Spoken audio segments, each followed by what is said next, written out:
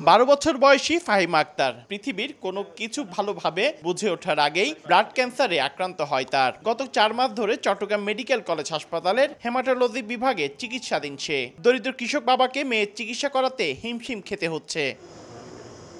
কোন এক ইউটিউবারের করা ভিডিওর মাধ্যমে ক্যান্সারে আক্রান্ত ফাহিমার কথা জানতে পারেন বিএনপির ভারপ্রাপ্ত চেয়ারম্যান ও আমরা বিএনপি পরিবারের প্রধান পৃষ্ঠপোষক তারেক রহমানের নির্দেশে বুধবার দুপুরে চট্টগ্রাম মেডিকেল কলেজ হাসপাতালে এসে চিকিৎসা সহায়তা তুলে দেন বিএনপির সিনিয়র যুগ্ম মহাসচিব অ্যাডভোকেট রুহুল কবির রিজভী।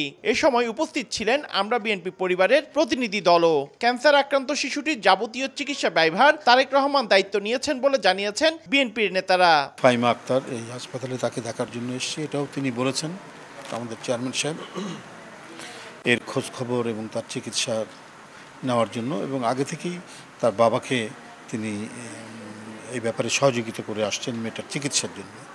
তো এটি উনি করে আসছেন অনেক দিন ধরে। আমরা আগেই বলেছি যে বিএনপি শুধুমাত্র রাজনৈতিক দল মিছিল মিটিং করার জন্য নয়, এটা গণসম্পৃক্ত দল।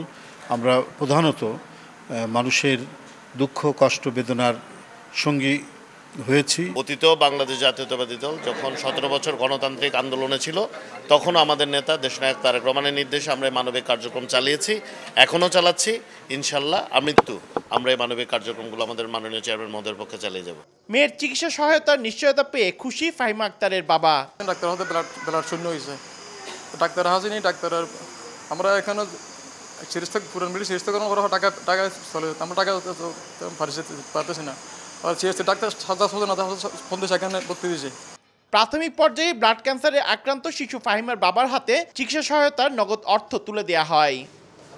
পার্থপ্রতিম বিশ্বাস, সময় সংবাদ, চট্টগ্রাম।